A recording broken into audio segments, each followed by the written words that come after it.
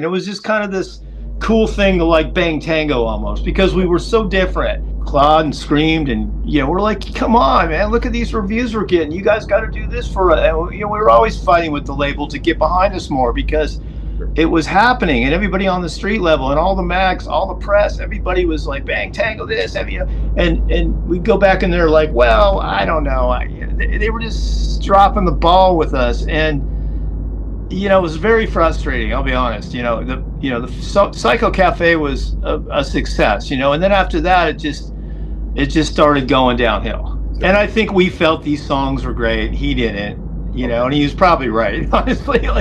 And then we get a call from our manager, and he says, "I just had a meeting with MCA, and they're not going to put the record out. They're basically dropping us." And everybody stopped talking. And then I knew it. That was it. The band's over. There's no way. It wasn't like, I lost my daughter, I'm going to write this record. Right. It was written before she had passed. And that's what I want to make clear.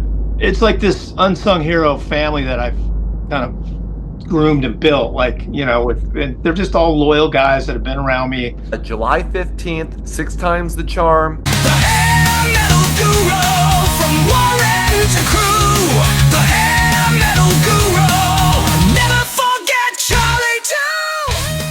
Hey, today I am pumped to talk to Mark Knight, the founder and songwriter for Bang Tango, who now fronts Mark Knight and the Unsung Heroes, who have put out 4 albums so far. And yes, the new Mark Knight and the Unsung Heroes album, 6 Times the Charm, is coming out July 15th. Mark Knight, welcome to the show. Thank you. How you doing, man? Thanks for having me. Oh, absolutely. It's a blast to have you. And I just wanted to say this at the beginning. So I just got a 1-song preview of the new album called 1111 is the advanced song. And I think most fans of the channel know, I like a lot of punk and Americana and alt country. And I don't know if you want to be labeled like that, but that's kind of what I hear. And I've listened to that song 7 times since I opened it up yesterday. It's phenomenal. It's deep. And so I just wanted to say that I love it. And it's not Bang Tango. I don't want people, but I think fans like me of Bang Tango, as you grow older, your tastes kind of broaden. So I'm just really liking what I hear so far. Well, thanks, man. I'm glad you like it. And 7 times is a charm, I guess, for you. You listen to it 7 times. Right. Exactly. Yeah. It's definitely not Bang Tango, but I haven't been Bang Tango musically for years. I mean, of course, we're talking 25 years before I've really written that style or even sounding like that. So, yeah, definitely not Bang Tango, but I'm glad you like it. That's awesome, man. I'm glad those roots of artists and styles you like, you appreciate and get. So yeah. So I would encourage people, if you're just like, oh, I like Bang Tango, hey, go check it out. It's all on YouTube. You have Mark Knight and the Unsung Heroes.com. So anyway, just give it a shot, even if you're just thinking that you're a Bang Tango fan. So say that up front. And but I want to get into the new album, but obviously we're a rock channel, so I would like to talk about the Bang Tango years and your history in what leads up to the new album. So what are, how do you know when you're young that, hey, music is different for me, like I got to do this. This is going to be my life. Yeah, just I always had a fascination with the way music made me feel and emotionally. Yeah. Even as a child before I even touched an instrument. So I was really gravitated to it. It always made me feel a certain way. Yeah. It got me through difficult times, and eventually I picked up an instrument and I was just gravitated to it. And it was just natural. I didn't really think about it. I just, Yeah. What were the first bands that you were getting into? The classic rock back then, I think I picked up a guitar like 13, 14. So, just, whatever 70s classic rock, Zeppelin, Aerosmith, and, some of that stuff, that angsty blues rock and roll back then. That kind of was my initial influences. Your gateway drug? Yeah, it made me want to pick up the guitar and play like Jimmy Page. Sure, sure, Like, how did he play that riff? I got to learn that. Yeah, I wouldn't stop. So yeah, sure. So, amongst a bunch of other music, just all okay. kinds of stuff. Were you into like in because we just mentioned kind of country Americana. Did you get into that stuff back then as well? Not when I was coming up. No, I was a rock kid. Yeah, I Okay. was heavy metal rock. Melodic rock. I mean, I love the early Scorpion stuff. I loved UFO. I loved bands like that, and and then all the blues based rock and roll bands back then. But I developed into more, an alt country Americana trip, probably in my early 30s after the Bang Tango thing broke Yep. up. Yeah. Yep. My sister gave me a Minneapolis band called the Gear Daddies, who are kind of a regional sensation. Anyway, it was like 1991. She gave me a CD of theirs for Christmas, and they're like alt country. And I was like, oh my God, where has this stuff been all my life? And anyway, so I can kind of relate to that. So, um, Yeah, I love that. I love the outlaw country vibe, and I like singer songwriter stuff, but edgy. I love the drive by truckers and totally. those type of bands introduced me into that kind of alt country punk almost Yeah. direction. I kind of went with some of my stuff. Sure, sure. Jason Isbell from the Drive By Truckers has done a lot of great. Anyway, okay. What Yeah, would? I played with Jason a couple times. Oh, really? Yeah, we co-headlined a show in Kentucky back in 2007 or eight. Okay, So I okay. just solo acoustic open for him, and Sure, yeah, love him. Big fan. sure. But Yep, phenomenal, phenomenal songwriter. Oh my God. absolutely, absolutely. So you're from LA, right? Yes, Okay. Is that where you are now? yeah. Okay, okay. So what were the first bands that like your first attempt at okay, I'm gonna start a band and actually go play a show. I mean, when I was like 15, 16, probably, I don't know. I was into like metal. I like Iron Maiden. I think we No, would like. I mean, the first band that you joined and started to go play shows as. Oh, what was the band called? We were called. My very first band was called Crude Witch. Okay. It's actually on YouTube. There's a couple Oh, no way. demos. Yeah, No we way. were real Okay. Iron Maiden. We were a bunch of kids, angsty Sure. punk rock kind of rockers, metalheads, and we had this band called Crude Witch. And we did a demo of 3 songs, and I still get like European metal labels hit me up for it. So Right. that's where I started, kind of. Okay. I was still like in high school, opening up for like bands like, we were in high school, we were as kids, we were opening up for, Wasp, and Blackie Lost would come out with blood and steak blood all over the stage, Right. and we were like little kids going, we got to go. And back then they'd put young kid bands like that on last, so it'd be a Sure. Tuesday night, we'd be going at 12 o'clock, have to get up and go to high school. We're in like 10th, 11th grade, so Right. that's kind of where I cut my teeth on playing live.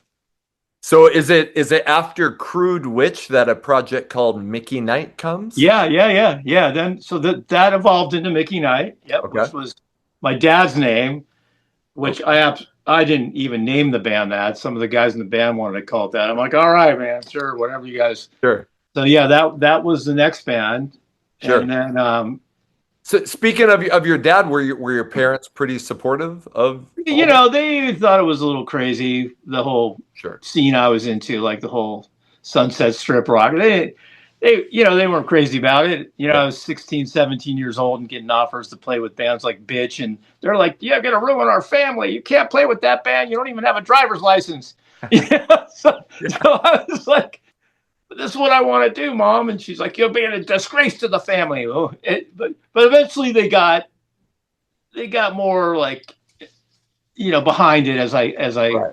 got, they'd come out to the shows when I was 16, 17, 18. They'd come out to the gigs, and Sure. yeah. Um, so were any of the bands before Bang Tango, did any of them have any staying power? Any of them develop a name before Bang Tango? Well, Mickey and I was pretty popular at one point. We were opening up for Poison. We were playing in front of 200-300 people at Valley West Country, the Country Club, and different, the Troubadour. The band was was on the rise. I mean, it could have done probably something, but anyways, it defunct. And then I put another band together. Well, actually, I got together with this Stephen Ray and Kyle, the singer and bass player, and we put this band City Slick together. Like, So that was the next band, and we hit the Strip. We did our whole bit, last about a year or so, and then that started to defunct, and that led to Bang Tango. okay, okay. So Kyle from City Slick, and now you're gonna get the guys. So can you? And I know you've told some of this stuff before, but Yeah, no problem. So what happened is City Yep. Slick, Kyle quit. Kyle quit City Slick. Yeah. And I figured he kind of had a beef with the singer, and he left the band. So I said, well, hey man, I I kind of want to put something else together. I got a guitar player, this young kid. I want another guitar player. We're only like 4 piece at a time, and we'll keep the drummer, and we'll go after a singer. So I decided, I'll hang with Kyle and form another band, and that became Bang Tango. I mean, and was Kyle? I mean, the guy's kind of legendary on bass. I mean, was it already apparent in those early days in City Slick that he was really good? Oh yeah. He was known as a great bass player in Hollywood. I mean, just incredibly talented bass player. And he was in other bands like the Lovers. He was in a bunch of different bands, and so we kind of knew each other through different musicians. And Yep. he got with this guy Stephen Ray, who was a friend of ours and a singer, and I knew Stephen, so we just bonded. Put this like we met outside of the Rainbow one night, and let's start a band. So we did City Slick, Sure. and it was cool. But then it just didn't work out. Like Stephen Ray eventually became the singer. He was the guitar player at the time, and Okay. we went through all these different things, and then like Kyle had enough of that, so he quit. And I said, well, I got some ideas. I'm going to form something different with you, and I'll stick with you, and we'll figure it out. I got a guitar player. We'll find a singer. So then I went to Amir Durock, who was in Rough Cut, Yep. and he had just tried out 300 singers for the band because they had lost Paul Sorrentino. And I said, who's your two last choices that you didn't go with? And he told me about Joe. You've heard this story probably. Yeah. Sure. And anyway, so he goes, this young kid Joe out in San Diego, real green, but got a vibe.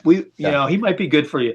Sure. So I called Joe and we hit it off. And then he moved up here. His brother lived in LA, so he came up, and once he got in the band, and we had it all worked out, 5 guys. And then we dropped the drummer. Brett Greenberg was the original drummer, but we dropped him about 2 or 3 months into the project. Sure. It just didn't work out. So Joe pitched for his buddy Tig Kettler. Okay.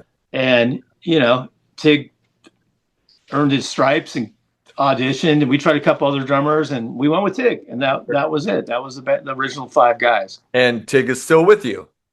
He's still with me. Unbelievable. Yeah. Awesome. So in before Bang Tango, were you doing originals in City Slick and Mickey Knight?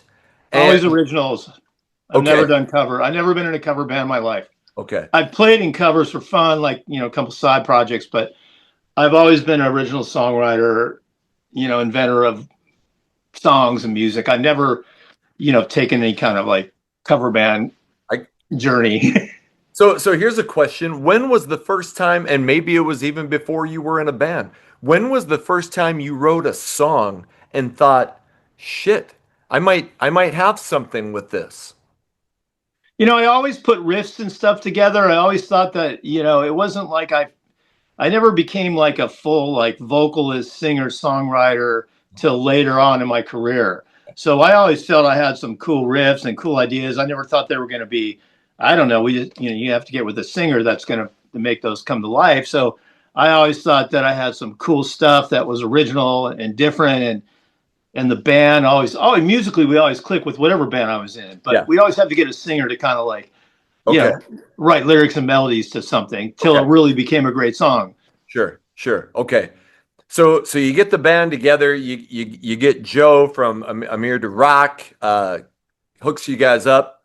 So what is the process to you guys getting signed? And I know like you didn't take the Oreo, you weren't out flyering and all. You guys kind of did a different route. If you just want to briefly like tell us like what was Yeah, the I mean, we flyered and stuff, but we didn't. You know what we wouldn't do? We wouldn't pre-sale. We wouldn't pay to play.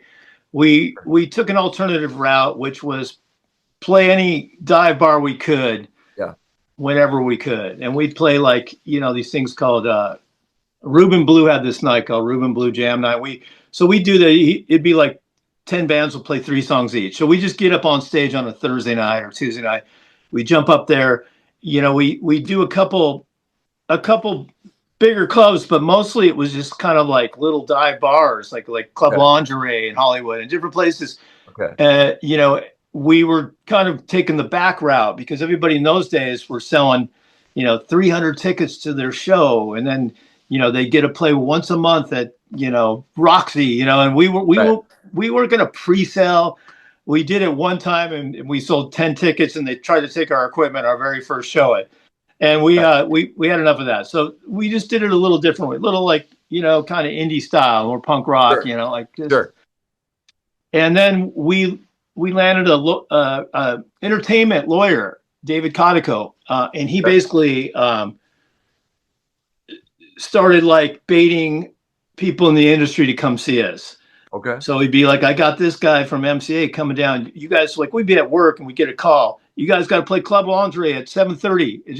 I'm going to get you in there 2 songs. So we were doing that kind of stuff. And in 9 months, we eventually got a record deal from an indie label called Mechanics. It was a subsidiary of MCA. And we had played at Gazzari's night. It was 10 bands. And this guy flew out from New York to see, I don't know which band, one of the bands, but not us. Yeah. He saw us. He hit us up right away, offered us a deal. Steve Sinclair's his name. So we got a record deal. Like, that's how it happened. And Okay. it wasn't a big one, but we're like, we'll take what we got. It's on the table. We're not going to pass it up. So did you guys have a pretty big name on the You know, strip?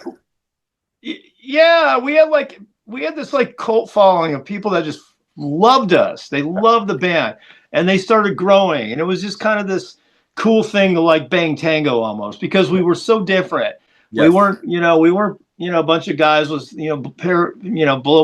blonde hair and makeup and the whole thing. We weren't so glammy. We were real street and kind of punk rock and kind of alternative, and we always felt we didn't fit into that scene, but there was like it was growing this vibe about us that people just loved the band, like they just liked it, and it just got bigger and bigger. You But it wasn't. No, we weren't selling out the Roxy before we had a record deal. Sure. Not even close. Probably had more in common with a band like Jane's Addiction. 100%. That's the band we were always wanted to like kind of play with or open with. Jane's Addiction was a lot of what we were influenced by, that kind of sound. Like if you listen to our first live EP we put out, we were just kind of doing this psychedelic rock thing, that was kind of out there. It was nothing like some of these bands on the strip at the time, but came out of that scene. So people kind of put us into that tag, Right. And you put a kick-ass Hanoi Rocks cover on your live. Yeah. We used to play we played a Generation X song like Black Cadillac, or not Black Cadillac. It was some, we do weird stuff, like real punk rock type of stuff, but we loved Hanoi Rocks, obviously, Sure. You can see right behind me, there's a big Hanoi Rocks poster right there. Awesome. I see it. Anyway. Nice. So that's kind of an unusual tactic is before your debut comes out, you put out a live EP. I mean, I think Guns N' Roses did it, but like a lot of bands weren't doing that. How did that idea come about? Good question. Okay. It was a mastermind kind of by the guy who signed us, Steve Sinclair. It's like, let's put out a live record, Okay. And just to kind of get the ball rolling before. I mean, we were in the process of almost going to record Psycho Cafe, and we did that live record. Okay. And what was good about it was it got things rolling on like a street level, like especially in Europe. People, it kept it really down and dirty still before we were like the big band that got signed by MCA, you know. Sure. So it was a good move. It was Sure. smart. Okay. Okay. You get Howard Benson to produce Psycho Cafe, and I always ask this because some people talk about the studio like they hate it. Like it was painstaking and I had to do it 50 times. And some people talk about it like they love it. What was your opinion of recording Psycho Cafe? I love recording. Like that's, you know, I do all my recordings myself at my house. As far as Psycho Cafe, it was a blast. I mean, we went to we were a bunch of kids. They flew us out to Austin, Texas. We recorded at this place called the Fire Station, where Stevie Ray Vaughan had recorded. Yeah. Where they put us up in, you know, some band house or apartment or whatever, Sure. and it was a blast. You know, we just went in there. I don't know. We busted it out in like a month. We Sure. were there from, you know, for a month, and there was no, you know, distractions until we went into like Austin and got in trouble and brought that back to the studio. But we had a lot of fun. I loved it. Yeah, it was great. Howard Benson did say that Joe kind of had more difficulty recording that album. Do you remember it that way? I mean, Joe had to work for it, you know, like back then there was no Pro Tools. I mean, there was no auto tune or auto pitch or any of that stuff, you know. So he had to really, you know, once you get you know, the microscope on the guy or the focus, and you realize, oh, we got to, you know, he had to craft his trade at the time, and it took him a little bit, you know.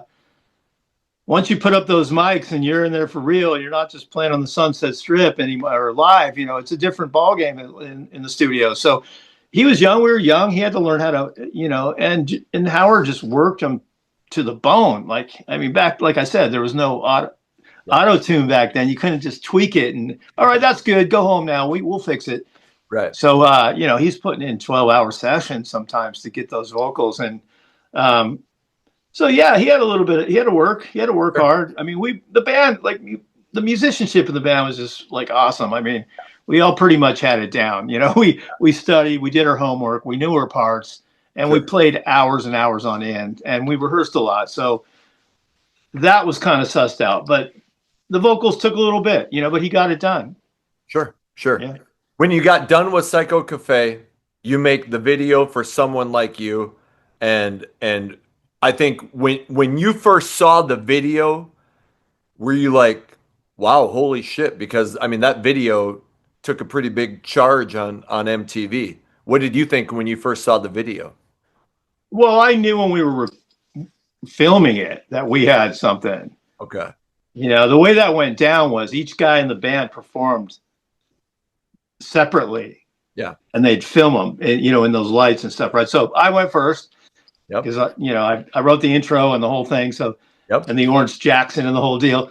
And then I don't know, whatever, Kyle Stevens went, and then, you know, Kyle went, Tig went, and they filmed. And then Joe came out and just like blew us away. We're like, we got a star, man. This guy he is just fire, man. We've got ourselves a star here. So when I saw his perform, we all watched. We're like, Joe is killing it. You know, he's hitting the wall and he's doing his whole thing. We're like, I think we're good to go. We're going to be good. And then they did the edits. They put it all together. And yeah, we were just like, cool. And MTV just snapped it up. Yeah. So you didn't know that Joe had that in him, or would that be? Well, you know, when you see like the performance just solo by himself, every guy did great. Yeah. Every guy was they performed amazing, you know. And then he closed it by being the lead singer of the band. And he just like, you know, of course we knew he was a good front man. Obviously, like we see him every night play, but just to see that like by himself, all in his element, you know, it was great. Yeah. He just like, he killed it. Oh, and, yeah, no doubt. I mean, and that's, you watch that video and that guy looks, I mean, he's a good looking guy. He looks like a star in that video. Yeah. He was like the metal Michael Jackson. Like, look at this guy. And we were like, dude, you're just like, we were all stoked. So, but when they edited it all together and we saw the final video, yeah, we knew we had something. And when they put that out, MTV picked it up. And, you know, we went out on our first tour off Psycho Cafe. We were selling out clubs because of that video. And I thought that's just how it happened. Oh, you get a record deal, you go on and go tour. But all my other friends and other bands were like, no, man, we had half filled tonight. But we were like packing every club. and everybody loved Someone Like You. And we'd come back to the hotel and then be on MTV, and that song and that video is what busted us, kind of, as much as we got. That was it. Sure. Sure. And so you did tour on your own for a while. I think you did some shows with Bullet Boys and Bad English. How long? Yeah. How long were you on the road for that album? Geez, I don't know. We toured like a year or so, maybe. I think we did the U.S. like 6 or 8 times. Sure. We got on with Cheap Trick on that one. I think that might have been the next record, but yeah, we just went out and did a couple tours around the U.S. and then we opened for Bullet Boys. And we did a little thing with them, and then we just moved on. Sure. Sure. The follow-up video was Breaking Up a Heart of Stone, and it was really similar to Someone Like You. Was that something? Was that like a conscious, like, hey, we're just going to try to? Yeah, that was a big mistake by MCA. Okay. Okay.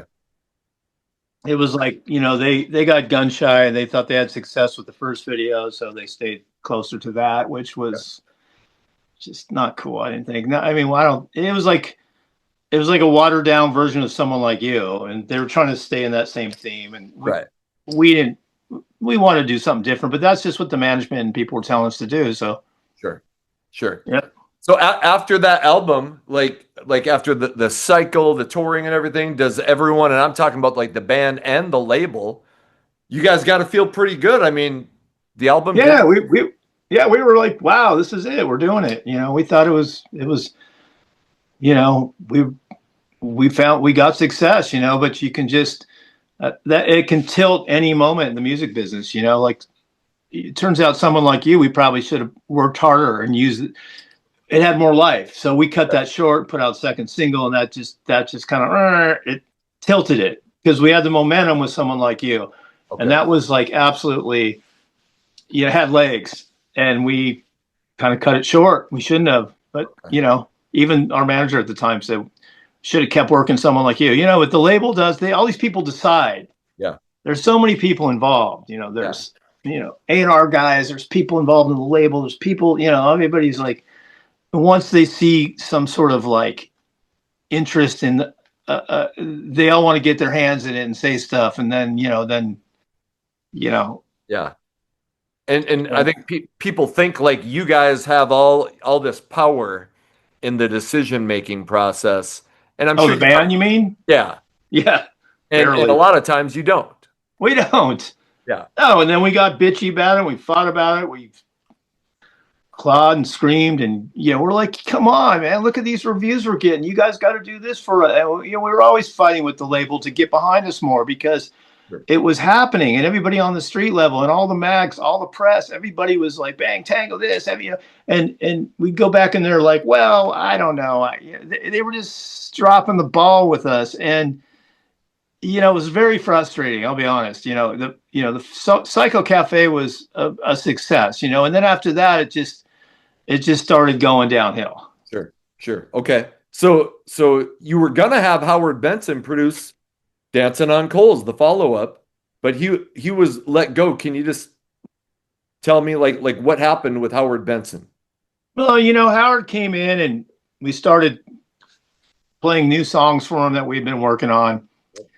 And I think we felt these songs were great. He didn't, and he was probably right. Honestly, we were just like, listen to this song. This is great. Let's, we didn't want to spend like another year writing songs. So we had songs we thought were good enough. And Howard was like, you guys just don't have the songs yet. You don't have the songs yet.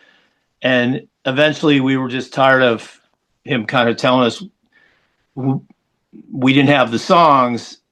And we kind of just let him go. That's how it went. But he probably was right. We were just like writing songs, but we felt like we had some great ones, and he didn't think they were even close. Okay. So he wanted us to keep writing. And finally, I think it petered out when we kind of had enough of that, and we just said, we let him go, kind of. Yeah. Okay. So you get John Jansen comes in and produces Dancing on Coals. Like when you got done. That was the process with John Jansen. Like, let me tell you this: we had to basically court John Jansen into producing us. So they flew me and Joe out to New Jersey when he was recording Cinderella, and and me and Joe are out there. Come on, John. He's like, well, I don't hear the songs, and we were sending him these demos. I think he had probably like 30 or 40 songs. Sure. And he's like, and we're just like, yeah, shitter, get off the pot, man. We really want you to produce this. If you don't want to do it, let us know. Because, we're spending this entire summer, 6 hours a day writing these songs. And once again, we thought we had songs. So finally, he bites and he said, okay, I'll do the record. So then he comes out to LA and we get in rehearsals with him. And out of like the 40 songs we wrote, we broke it down to like, I don't know, 15. And then he molded Dancing on Coals, and then we went back to New Jersey with him to track. Okay. Yeah. So when you get done with that album, and people have varying opinion. Like, what was your opinion when you first heard it? Were you like, yes, this is the vision, or no? Well, we did so much work, and like at the time, me and Joe really wanted to make it kind of more of like a Rolling Stones thing with, horn sections, piano. We wanted to build it, background singers.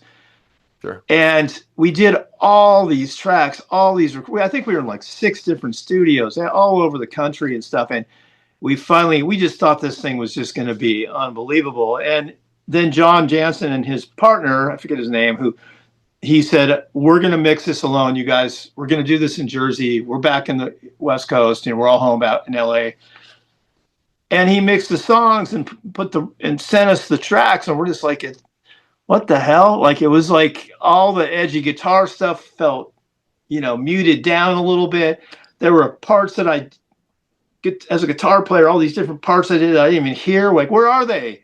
But it sounded great. It was just completely. It wasn't raw, it wasn't edgy enough, but I liked it. I liked Dance on Coals. I like what John did. I think. It was a little ahead of its time production-wise for us. We were still kind of like, gritty rock and roll band, and this thing came out like super slick, And I think a lot of our fans were kind of taken back by that, but we stuck to it. We believed in what we did, and that's kind of how it landed. Is that unusual? I just interviewed Mike Fraser, who mixed like 6 AC/DC albums, and maybe this is different, but aren't you usually around during the mixing process to kind of, was that? He didn't want us there. He didn't want us there. He wanted to do it on his own with no opinions from the band. He just, what he did, he sent us the tracks and said, make me a list of your wants or wishes. And then all our lists were super long, and he barely did any of them. But we were just like most guys. Mixing is tricky. You don't want a bunch of cooks in the kitchen sometimes. Sure. A guy that's producing the record, he brought an outside guy in, so he had different ears on it. But he didn't want the band involved. He wanted their opinion at the end. Yeah. But I think he just wanted to be away from any distraction from all the opinions, because everybody's going, hey, bring my bass drum up, man. Where's my kick drum? Where's my, So yeah. I think that's how he approached it. So once you get done with it, is the label still behind it? Do you feel like they're like, yeah, the label was definitely behind it in the beginning. Sure. We put out Untied and True, that video, blah blah blah. It didn't do that great, and then it just started petering off. We were going to put out Midnight Struck as a single. Instead, they decided to go do a live record, and that's it. That's the end of it. We did some touring. I think we had. I think we went out with Cheap Trick on that run and some other bands. I don't know. It was just, and it ended up we went out with LA Guns and Rat and did a little mini like arena tour. But 2 weeks in, that thing failed, and we had 6 weeks booked, and the thing just collapsed after 2 weeks from the draw was slow, and we ended up doing the last 2 LA shows. They basically sent us home. Okay. But they're like, we're going to keep the Irvine Meadow show. So we did the last 2 shows with LA Guns and Rat, and that was it. Okay. Yeah. Wasn't Contraband on that? Yeah, they lasted 1 day. Okay. They fell apart after the second show, I think. Sure. And then Michael Schenker joined Rat. So he stayed on the tour. Okay. But the guy, Richard Black, whatever his name, and something happened. They had a beef somewhere, and that was over like in 2 the 2 shows they did, I think. Okay. Yeah. So what was okay? What was your point of view of grunge? Because I could see where maybe a band like you might say, "Hey, maybe this is a good turn for us," because you Well, guys, that kind of leads into Love After Death, right? Because that record, I don't know if you've ever heard it, but yeah, it was the heaviest record we ever did. And yes, me personally I love the whole grunge movement. I mean, I was a big Chris Cornell fan. You know, I like Chris Cornell. I liked Alice in Chains. I like Mother Love Bone. yep, Those bands, even Mother Love Bone opened for Bang Tango. It was Alice in Chains, Mother Love Bone, and Bang Tango. So okay, those bands we liked, especially Mother Love Bone. We were all into them. So that whole movement was actually cool. Like we liked it, and we felt we could have kind of rolled into that with the last record we did, and we kind of just beefed it up, got more of a grit, and brought Howard Benson back, and we did that record. okay, okay. So MCA sticks with you to record Love After Death, and yeah, you get Howard Benson back, and I that's probably my favorite Bang Tango record. I'll just be honest. I don't have it because Nice. it costs like $1 million online, but it's on YouTube Yeah, and yeah. so so when do you find out that because MCA doesn't put it out? When do you find out that that's Well, we spent 2 years making it. They spent thousands of dollars. We went all over the country to do that one too. We were up in San Francisco. We were, I don't know, we recorded all over the place. We loved the record to death. I mean, the band just was absolutely thrilled with the way it came out. And Kyle Stevens had quit the band. So here we are with this record that we haven't even. Oh, no, no, no, no. Kyle's still in the band. I take that back. He quit after. So basically, what happened was we had this thing done. We thought we had him, you know, it was the best time of our career. We're going to go out on tour. Everything's. And then we get a call from our manager, and he says, "I just had a meeting with MCA, and they're not going to put the record out. They're basically dropping us, but they say you guys can take the record and shop it." So it was like doomsday. We were just devastated. I mean, here we thought we were just on top of the world. We got this record done. We're going to go out like we're like hitting our stride. We were like on fire, and they pulled the plug on us. So we spent 2 years trying to get another record deal because they said, well, we'll give you the record and you can shop it otherwhere, but how the industry is. Like, what does that mean exactly? So we tried a bunch of things. Nobody picked it up. We ended up getting picked up by Music for Nations in Europe, and they put a half loop like push on it.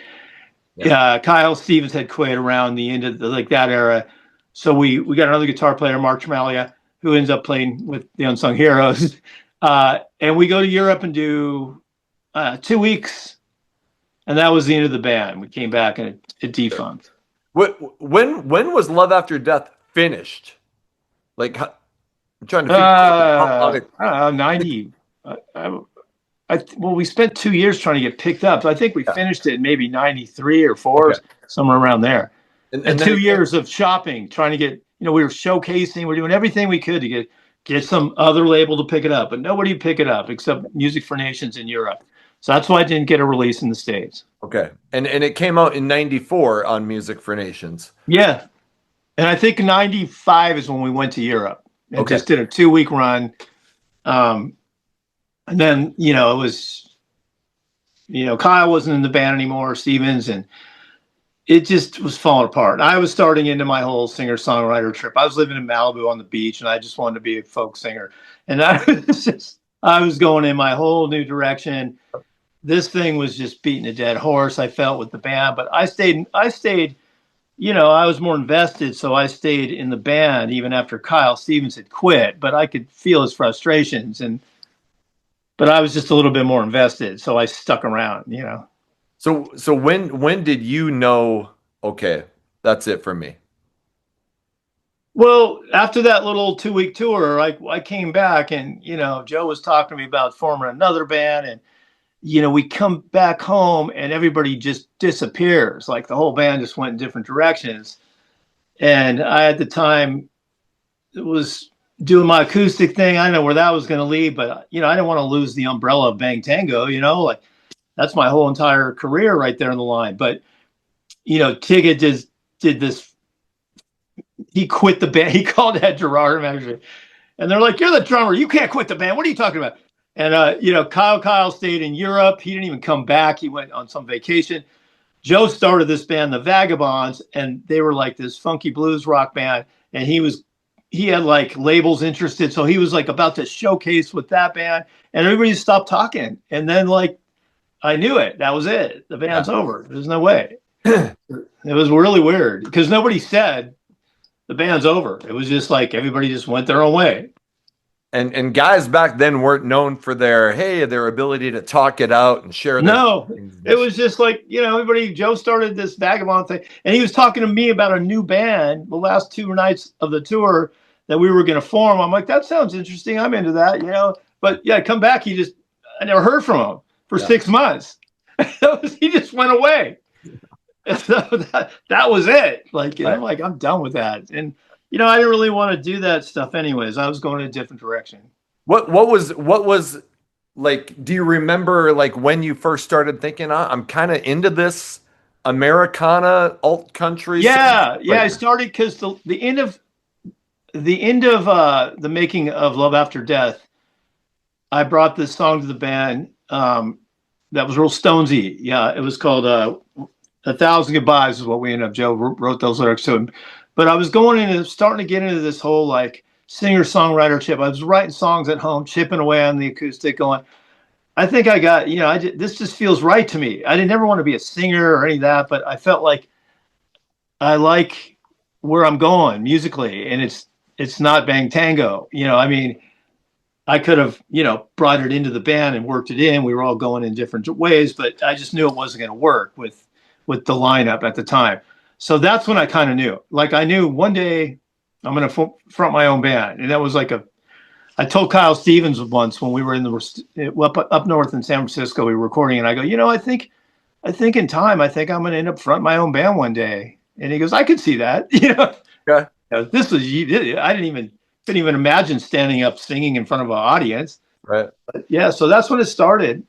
Okay. So you did a project with Kyle and Tig, right? Called Worry Beads? Yeah. So basically I started doing this acoustic thing out of Bang Tango with this guy named Tom Evanok. He was like this 60s guy, great old dude. Like, and I lived in Malibu, and I was just surfed out, living on the beach.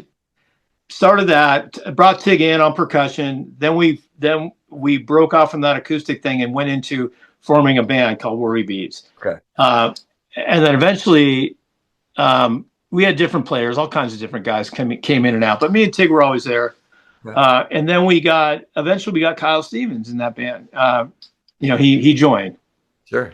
How did that so apparently there was no animosity after him leaving Bang Tango. I mean, well, it was like an 8-year hiatus. He hadn't played music. Sure, okay. He was like building cabinets with his dad, started his own business.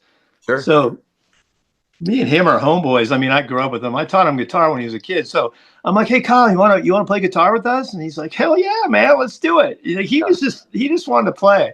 He was over it. He didn't, he basically quit music, and then he came back because I offered it to him, and then we formed Worry Beads. But I already had Worry Beads going for years before he came into the picture. Sure. So me and Tig had been doing that for, I don't know, 5 or 6 years at least. And then, we needed a guitar player because we wanted to beef up the sound, get a little bit more edgier, and we brought Kyle in. Yeah. Okay. And you put out a couple things with the Worry Beads, right? Like a full length. Yeah, we did Broken Down, a 6-song EP. It was the first thing we did. And then I think later on we did this record called Iron Spitting Horse. Have you heard that? No, and I was trying to find it online. It's hard to find. But you dig it. It's rocking. Okay. But that was Kyle Stevens was out of the band then. There's a long history of what my career with my solo stuff. But anyways, yeah, we put out a couple things in Worry Beads, and then the band was getting weird to me. I didn't like the way it was going, so I wanted to do a little bit more jam band, kind of Allman Brothers type of style. I was getting into that whole scene with Government Mule and those guys. Sure. So I put a band together called Gravy. Okay. And we did one record, and I brought Mark Tremalia back into that band, and It was a great record, real funky. More bang tango than anything I've ever done. So we put one record out, and then we must have played 70 or 80 shows. We played all over the coast and LA, and then I started dipping back into the Americana more style, and I started doing these acoustic runs out to the South. Sure. So I'd go out with Mark T and we'd go out and do duets. Like we go out and play all over. We had this booker, Greg Napier, who's still a good friend of ours, who would take us, he'd pay for it. And we go out and do like 2 or 3 shows, come back, just duet. Yeah. That's where I played with Jason Isbell. I met all the drive-by. We got in the drive-by truckers thing. Sure. We really transformed into this kind of Southern rock thing, and my sound was going real well with that. I ended up opening for the drive-by truckers in 2017 solo. Oh, wow. But so I started like planting my roots in that whole Southern rock scene out there, and I'd go out there, I don't know, 2 or 3 times a year. We go out there and tour. Okay. Yeah. Wait, and was it difficult for you to go from, hey, I'm just the guitar player in the band, to now? Well, at that point, I'd been fronting a band for so long. It was like I was good with it. Sure. I cut my teeth for about 10 years doing it. Sure. So sure. I just got better and better at it, because I didn't give up. I just kept doing it.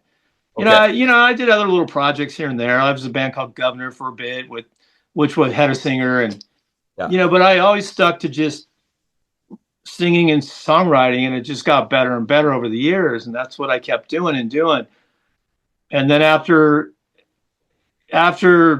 that, I think we did Worry Beads again. We put Iron Spin Hours, and then that fell apart. So I just decided to do Mark Knight. That's it. Right. So I did a record called, I did Perfect American Family, which was an EP. Okay. My first thing I ever did, Mark Knight, boom, Perfect American Family. Pretty cool, went pretty good. Then I got with Matt Apps, the drummer for Government Mule. Okay. And we recorded a record called Bone Real Tight. Okay. Mark Knight, Bone Real Tight. Yep. Have you heard that? I have not heard that. I listened to the Unsung Heroes stuff. So okay, so we're getting up to that. I'm going to make a long story short. So we do that. We come off our first tour. We had 2 weeks. Mark Knight, Matt Apps, Bone Rail Tight tour in the South. Come back, and then I decided to put a band around my name. So I brought in the Unsung Heroes. Okay. And so I did a bunch of research, and I did like I knew of these projects, and I told you even before I hit record. I said I didn't know much about your solo history, but I was an alt country Americana fan, and I was like, well, I better listen to this stuff to kind of see what he's been doing. And I was like, wait a minute, that's probably a lot of what I listen to now these days. Yeah, you don't sit around and listen to Poison. I liked that stuff when I was younger, but your tastes expand and evolve. So I evolved just like the fans evolved with my sound, So people like you are just like, wait, I like that stuff now. Maybe I didn't like it 10 years ago. Exactly. Like when I was in high school, if somebody would have known that I was going to listen to singer songwriter acoustic, I would have got my ass beaten back then. Right. And Me now too. it's, I had no interest in that, but it just evolved, and that's what I like doing. And yes, I got gravitated to a lot of these singer songwriter guys, and they, took me on a different journey, and I figured out I can kind of do it. I have, kind of interesting vocal style that's different, Dylan-esque, whatever you want to call it. Tom Petty's a huge fan. I'm a huge fan of Tom Petty, and I just felt at home with this, and I just kept writing these songs, and getting better and better, and finding guys that would back me. And the better I got, the better musicians I got around me, because they're like, yeah, man, this is great. I'm in, So the Unsung Heroes formed, and this is the original lineup was Mark Chmalia on guitar. Yep. Reeve Downs from Rhino Bucket. Yeah. So I ended up subbing for Brian on a couple, probably six shows, because Brian was doing kicks. So they asked me to fill in. So I got close with Reeve, and we hit it off musically. So he came in, played bass, and then Tig Kettler and me. And that was the original lineup of the Unsung Heroes. And we did Road Sick Eyes. That was our first record. And this comes from research. I listened to some of Road Sick Eyes yesterday. Today I listened to all of Lonesome Songs. I was like, holy shit, So I have Nice. not listened to "Don't Kill the Cat" or "Days of a Dreamer" yet. I'm going to get to those. That's a But lot. yeah, it's a lot. In looking at like reviews and stuff, this is what somebody said about Road Sick Eyes, is that it was kind of your look back at your past and your heavy metal roots, and maybe like talking about like how it is to look back on that. So I'll stop and what was Road Sick Eyes? What was that about in your, if you can. No, that not really. Lyrically, that was about a lot of personal um, struggles I was going through with my family at the time. I was going through a divorce. It was like defunking my family. So some of those songs, I'm trying to think of some of the lyrics. They're just, I write about time capsules of what I'm going through at the time. Who I write a lot about people in my life at the time, like Far From Sober is about a buddy of mine. But that was really like the struggle of blue collar, working hard to survive and pay the bills for my family. I mean, I was doing carpentry, painting. I had my own business, but it was just like nonstop. It was literally blue collar, hard work Sure. at the time. And I think those songs reflect some of that, and maybe some of my past a little bit, but Okay. it's not a reflection really on the past, I don't think. And some of the travels that I was doing at the time, like Road to Guys, is about meeting my wife on a plane. I mean, it was like my wife now, not then. Yeah. Yeah. Right. Right. Yeah. So Okay. yeah.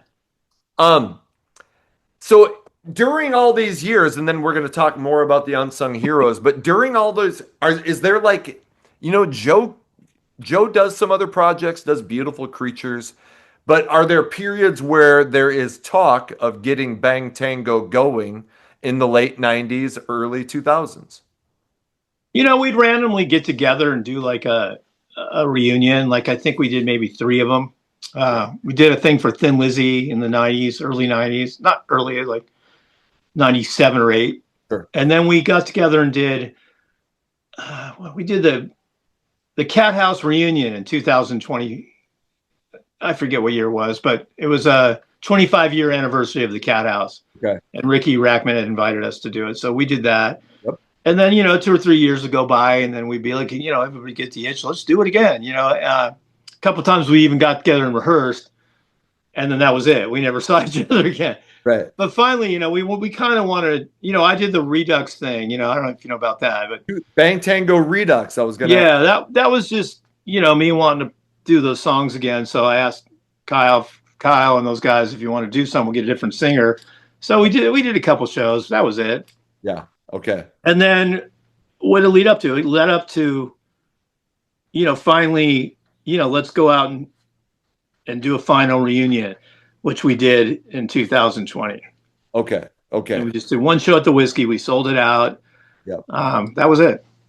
So, okay, and I'll ask about that now, and then we'll get into the uns. So how did that come about? Because it was planned to be like a reunion. You guys were gonna do a lot of stuff. It only ended up being one show. Could you kind of go in? Yeah. So basically, Joe had enough with his band at the time, so he was giving me calls, and I wasn't really taking his calls for a while. And then finally took his call, and we talked it out, and we figured let's just get together and do a show and see where it goes. And then we got it snowballed, and we got a booking agent, and we got all these offers. We got like Monsters of Rock cruise and M3, but then the pandemic hit at the time, and there was all this shifty stuff going on, and it was kind of difficult for us to kind of decide on where we wanted to play, and the cruise some of the guys weren't into. They didn't want to be on a cruise, so everybody had these kind of different mixed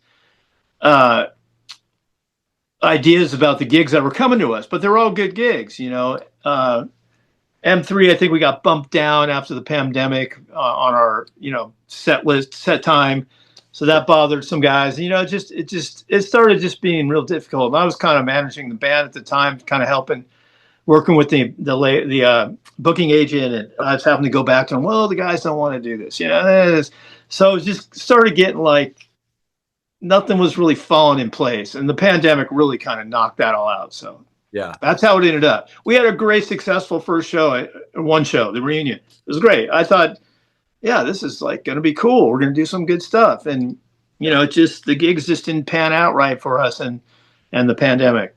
Sure. So I think Kyle ended up staying on with Joe, right? And because So there was like, this kind of breakup from the original lineup. Yep. Some guys left, and some guys weren't happy, whatever. And then those two guys decided to put another band around it. Once again, it's like history repeating itself. Sure. It's happened. It happened 10 years or 15 years back. So that's what they did again, and they put a whole other band around it, and I don't know, they did 4 or 5 shows, and that that was it. And we're about done with Bang Tango, but did Joe have some? That was good. Did Joe have some health problems, and is like, or do you know even what's going on? Yeah, he had some health problems, but he's working it through. Okay. They're pretty serious. Yeah, so kind of stopped everything in motion, but yeah, he's good. He's getting better. He's working at it. Okay. And is do you know if he's hoping to do Bang Tango again, or is I really couldn't answer that. Okay. That's something you'd have to ask him. Okay. I mean, we still talk all the time. Like, okay. I know he's wants to do something. Sure. At least sing and play and do his own thing. Maybe, I don't know exactly. I can't speak for him, but Yep. Yeah. And my last question on that is just, could you ever see it happen? I know you get asked all the time, but if all the other 4 came up and said, "Hey, Mark, let's give it one more run," would you be up for it? I mean, I would do something with some of the guys at this point. Maybe one day. I'm not saying never, but I would maybe do some acoustic stuff with Joe, like me and him. Maybe do some kind of, some of the old stuff acoustic. As far as that whole machine working again with the dysfunction of the band, me personally, I don't really see it happening. I mean, maybe one day, but I'm not saying I would do it any day soon. There's your answer. I got you. Okay, so we talked a little bit about Road Sick Eyes.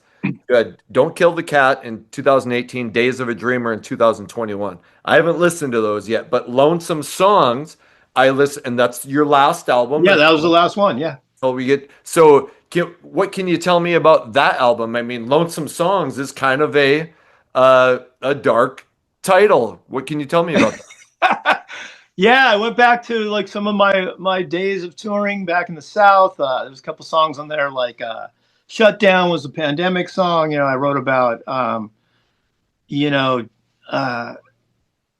don't know, just the struggles of being a musician. I'm trying to think of the titles of some of those songs. I did it all in my house, my studio, tracked it all. And then Adam Hamilton, my producer, this was our first like collaboration, and he'd come over, grab the tracks, go over to his studio, he lives close, and we got outside players, and Tig Kettler played all the drums, most of the drums. Adam played on them too. But then we had a couple of friends of mine that had been with the band, or around the band. Wayne Lothian played bass on a lot of it, and I just had this batch of songs, and we wanted to keep them real raw, real broken down, real acoustic, and that became a really, really magical record. I think I love it. Totally. The title track, yeah, that was a actual road story, Lonesome Songs, So, I was writing about, I kind of went back to some of my roots of writing about experiences from touring and stuff. Yeah. Not so avant-garde lyrics, and right. Yeah. I just I listened to it today. I was like a lot of really, now I can't like name all song titles, but just a lot of really emotional, like heartfelt, with some really mellow stuff. And you're like, stuff that makes you think about your life and why you are who you are and all that. Yeah. I was like, I go deep these days, it's just where I'm at. Yeah. And I don't write happy songs. That's for sure. Right. You're not like, shit, things are awesome, let me go write a song. I just don't write like that. It's just, I usually use my music as a therapy to Yeah. kind of get me through stuff, or Yep. at least get it out, you know? Yep. Absolutely. So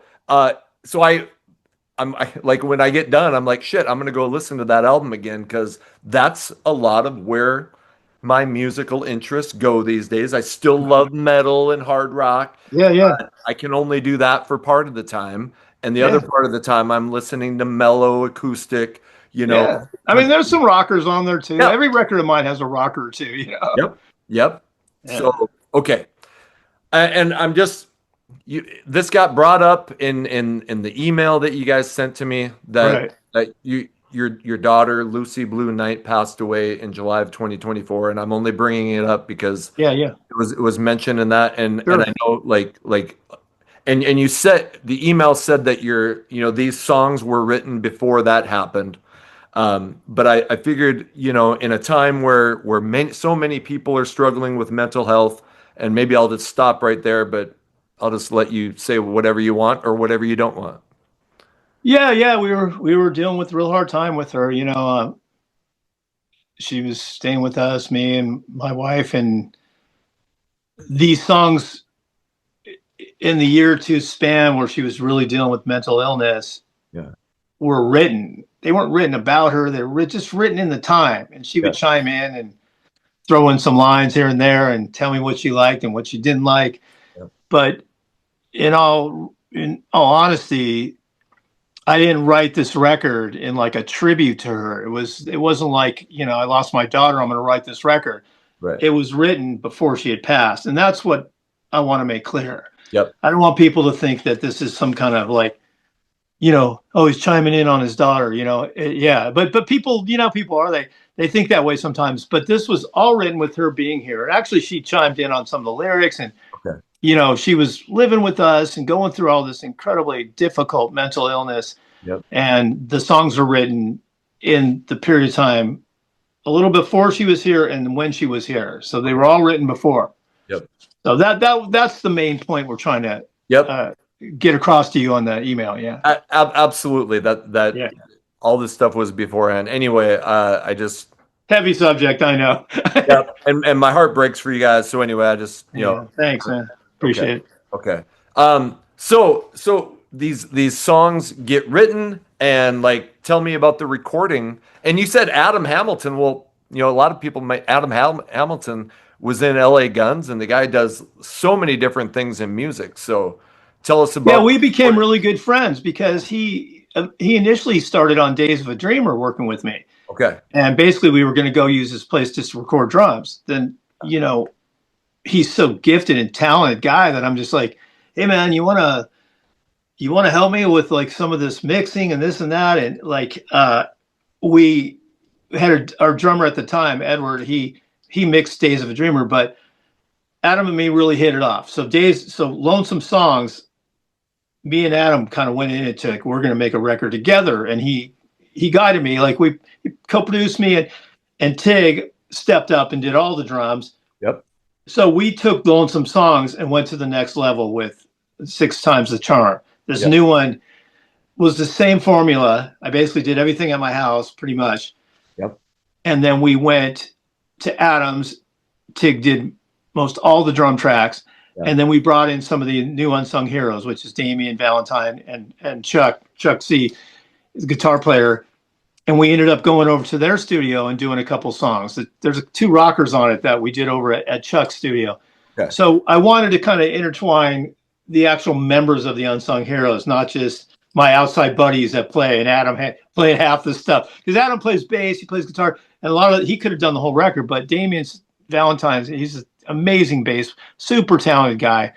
Yeah. We really wanted to get his feel on it, and same with Chuck, the guitar player, singer. He sings great. And he also has his own studio. So we gave him a shot to do 2 songs. Yeah. So it was this big team effort. Sure. And Tig just stepped up, and the drumming on the whole, well, you heard it like already, the one song. Yep. He's just, so it's like this unsung hero family that I've kind of groomed and built, like, and they're just all loyal guys that have been around me. Yep. And this is where we went with this record. And, my daughter just passed. So I was out of my mind. So I spent probably 2 or 3 months, just 6, 8 hours a day, just throwing the stuff down. The whole record I just did without even looking up. Like I Yeah. had the songs written, I have the studio. I had to do something to get my mind off this, so I just threw it all down, Right. all the songs, just and then Adam, come over and we worked together and pull it. And then Tig tracked all the drums, and then we got Damien and Chuck to do a couple. So what were some of the lyrical inspirations or think, if there's any like a song where you can kind of say, oh, here's what I was, Well, there's one song called, "Best That We Can." Like we just do the best that we can in life, and as a parent, as raising kids. yeah, Another song is "Triple Threes," which is kind of about, Lucy. She was a tattoo artist, my daughter, yeah, and she would, tattoo. She would tattoo herself with all this wacky stuff, and I think the line goes, "Go tattoo it on your left knee. Your triple threes." What does that even mean? So I right, wrote a song called "Triple Threes." There's a song right, about I write about my wife, Samantha. She's the muse. There's a couple. There's one song called "Right My Wrongs," which is about her. They're yeah, not all about like doom and gloom sure, daughter stuff. yeah, I even sing about Scarlett, my younger daughter, in one song called "Might Be Lonely." I sing about a scenario. She lives in New York. She's a musician. okay, I wrote about her on one song. It's all over the place. sure, But there's just some. Like I said, I wasn't writing a tribute or a record to Lucy. I was just whatever comes out. yeah, yeah. Well, That's how I write. so the one song I heard, 1111, and it sounds like there's two or three different songs into it. There's different paces, and like, oh, you're like, oh, maybe it's a slow ballad, and then all of a sudden there's this guitar riff that kicks in, and I love the deep lyrics and the emotion behind it. So I was just I like, wasn't sure about that song, but my wife Samantha's like, "No, 1111, give them that." I'm like, "There's a couple just straight banger rockers, like sure, barn burners. You would have been like, yeah, man, this is cool. I love it." okay, But all right, she's like, so I think I sent a text out to the band guys and Adam, and I said, out of these three songs, what do you want? And everybody picked a different one, of course. okay, But Tig picked 1111, and Samantha wanted 1111. I'm like, I just give it to him, okay, because it's unique, it's different. sure. It's But not just like revved up blues rock, yeah, it's you're right. different. So it comes out June 15th on Knife Wound Records. Yep. And it can, I know, like, will it be on Amazon and all that? All the digital platforms, All the digital. Spotify, iTunes, Amazon. We have CDs for sale. We have a website. Yep. Everything's easy access to get to. MarkKnight and the UnsungHeroes.com. Yep. We have some cool merch. We even have some posters of the cover, which we're Okay. basically going to only sell at gigs. But we're doing a record release party. The actual date it comes out, July 15th. We're doing a 8-song acoustic performance of the songs on the record. Not all of them, but 8 of them. Where's that going to be at? This place called Pickwick's Pub. It's a local pub in the valley Sure. here. Sure. They gave me the night, which is really cool. So we're doing that. And then we're gonna just start booking around town and Yep. plan and get it. But it'll be out there, yeah. Okay. So Mark Knight and the UnsungHeroes.com, July 15th, 6 times the charm. Go to the website. It'll be available on the streaming. So I'm like I said, I'm excited about this because the songs that I've been listening to today, I've just been like, wow, this is kind of where I'm at musically. So I'm super pumped about it. You're gonna dig it, man. I, Some good stuff on it. And Awesome. check out Days of a Dreamer. You might like that. It's a little bit more rocking. I'm They're absolutely all different. Don't Kill the Right. Cats. Really cool too. It's just they're all different. But if you like lonesome songs, you're gonna love Yeah. this Oh, new one. But awesome. it's a little bit more revved up. There's more rockers on it. Yeah. None of my records are the same, but they're all kind of like from the same, obviously, Sure. team. What else was I gonna say? Oh yeah, so Mark Knight music is my Instagram. If anybody wants Okay. to reach me there, Okay. Mark Knight and the Unsung Heroes Facebook. We're on there, and then Okay. I have my own Mark Knight on Facebook. So if anybody wants to reach out or find And out, where to get it. I will put those links in the description for your website, your Facebook page, your Instagram. So, Cool. all right. Anything else? I think we covered it. Man, I really appreciate you going through the whole history and everything. It's just been a blast. I'm super excited for the new album. Mark Knight, I appreciate you being on. You got it. Thanks for having me, Anthony.